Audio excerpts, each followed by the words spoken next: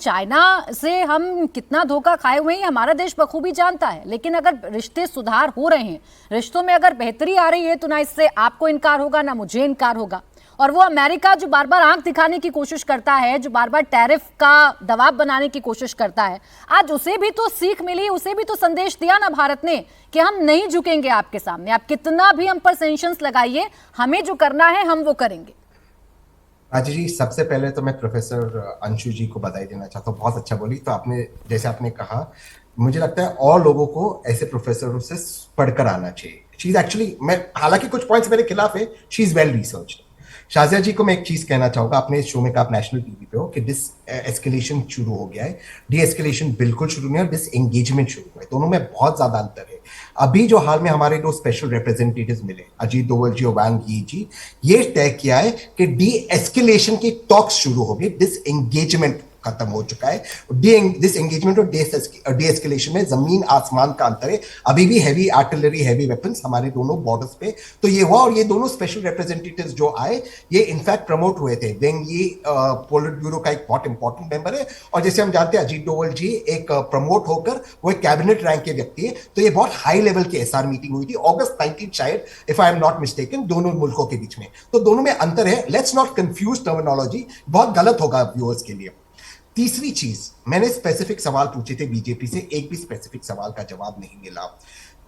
SCO development bank, जो भारत के हित में, जो भारत के हित में नहीं होगा, प्लीज प्लीज मेरी बात समाप्त हो जाए, उसके बाद आप बोलिए। एससीओ डेवलपमेंट बैंक जो भारत के हित में नहीं होगा, इसके पक्ष में है या अगेंस्ट है? ये बैंक हम जानते हैं tied to the road initiative जो चाइना का है, जिसके खिलाफ माननीय प्रधानमंत्री वहां की बोल चुके। इस पे स्पेसिफिक स्टैंड बताइए। ये बात मैं बिल्कुल मानता हूं, उसको बता देता हूं। 10 के 10 मुल्क ने साइन किया पहलगाम के ऊपर। अब जो हमारी स्ट्रेटेजिक ऑटोनॉमी है, जो हमने डिसाइड किया एसआर मीटिंग के अंदर, जो हमने हमारा ईस्टर्न बॉर्डर को 3 रीजन्स में डिवाइड करेंगे, eastern region, central region, western region. Western region में जो हमारे सिक्किम और अरुणाचल के साथ जो इश्यूज है, बाय एंड लार्ज सेटअप खत्म हो गए। वहां पर भी हम कोर कमांडर मीटिंग करेंगे चाइना के साथ। इसमें थोड़ा रोशनी प्रकट कीजिए शायद जी। मैं बहुत स्पेसिफिक सवाल पूछ रहा हूं, what is the road map ahead, क्योंकि ये बात हुई थी। इसमें specific, how do we this engagement के बाद de escalation on this area, ये कैसे होगा? इस पर रोशनी स्पेसिफिकली बताइए आज दर्शकों। अच्छा शाजिया जी जवाब दे दीजिए, फिर तहसीन जी मैं भी आपसे काउंटर क्वेश्चन करूंगी, लेकिन ये सवाल आप पहले से पूछ रहे थे, तो शाजिया जी जवाब दे दीजिए। जी जी बिल्कुल। 21 अक्टूबर 2024 यानी कि पिछले साल ही डी एस्केलेशन के लिए डिसएंगेजमेंट की बात हुई थी, और पेट्रोलिंग जो फोर्सेस थी उनको आगाह किया गया था।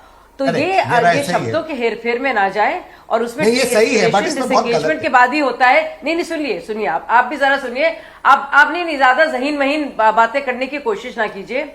और इसीलिए जरूरी है, अगर आप कह रहे हैं कि डी एस्केलेशन और ज्यादा होना चाहिए, आपको लगता नहीं डायलॉग जरूरी है? आपको लगता नहीं आमने सामने बैठकर? और एससीओ जो है बाकायदा कोई बायलैटरल तो है नहीं, मल्टीलैटरल है, और इसमें और कितने प्लेयर्स हैं। ऐसे माहौल में बायलैटरल अगर होता है या बातचीत होती है, तो उसको लेकर उसमें ज्यादा क्रेडिबिलिटी होती है। तो आमने सामने तो बहुत राउंड, कितनी मीटिंग्स हुई हैं, तो आपको लगता नहीं this is all the more reason कि बातचीत जरूरी है और वार्ता हुई है। इसी तरह से डी एस्केलेशन हो सकता है और संभव है। दूसरी बात जी आपके पास आ रही हूं। हाँ बोले शाजिया, कंप्लीट करें। नहीं मैं कंप्लीट हो गया। ये सेमांटिक्स के खेल में ना इधर उधर करने में बात खत्म नहीं होती है।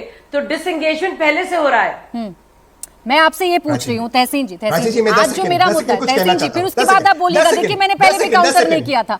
एक सेकंड रुकिए, मैं आपसे ये पूछना चाह रही हूँ, आज चाइना भी था, आज रशिया भी था, आज पाकिस्तान भी था। आप बताइए कौन सा ऐसा लीडर है जो इन तीनों को सामने बैठाकर अपनी मन की बात कह रहा है? हम चाइना के सामने भी ये कह रहे हैं कि भाई आप जो कनेक्टिविटी की बात करते हैं, उसका मतलब ये नहीं कि हम संप्रभुता से कॉम्प्रोमाइज कर लेंगे।